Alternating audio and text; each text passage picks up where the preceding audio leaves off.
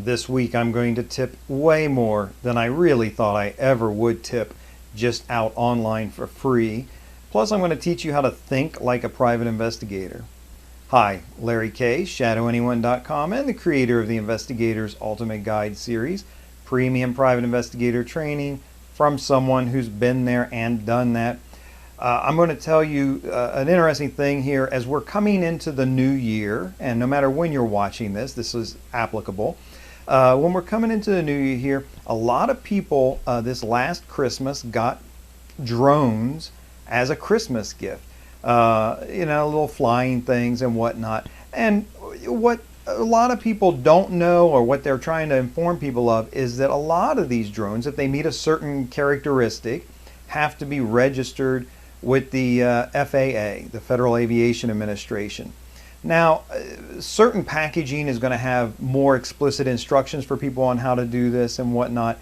And if you go to the FAA's website, there's a list of criteria and whatnot. But here's the thing, and this is the example that I want to give you of thinking like a private investigator. And we've talked about this in other videos, but when you hear things like this, when you hear things in the media, think, how can this help me in my line of work? How can this help me with tracking down people, skip tracing?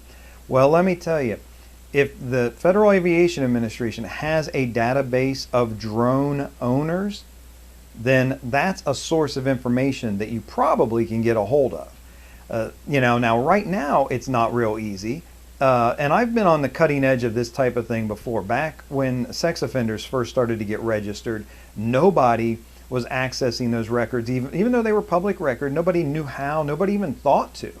Matter of fact, when I first started accessing those records, the Sheriff's Department had to call over to the city attorney's office to see if, and I know that's city and county, but they had to call over to the prosecutor's office rather, to see from the attorneys over there if they could even release this information. The attorneys told them right over the phone, hey, it's public record. If this guy wants it, you got to give it to him. And so I was the very first person to be accessing those records. And I'm giving you a heads up here about this drone owner database. If you're accessing those records, if you're contacting them, filing a Freedom of Information Act type thing, you're going to be one of the first people to access that database. And it's probably relatively small right now, but it will grow.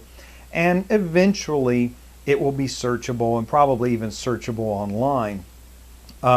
Now here's the thing, this extra little bit. So that's how to think like a PI, and a helpful tip as far as database. If you'd like more tips like that, I've got something, and this is a license plate tip. It's another one I have never revealed before, and it's going to be exclusively at my blog. If you go, and I'll put a link in the description, but if you go over to ShadowAnyone.com and keyword search license plate tips, I'll have it there for you. And this is one of those, what I kind of like to call a 1% tip.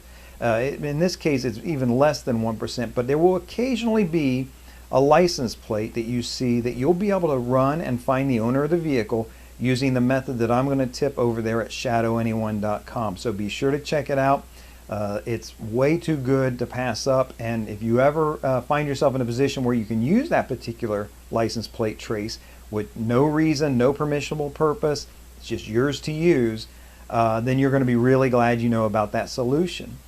This is Larry Kaye, ShadowAnyone.com. Remember, do the right thing, even if it's the hard thing.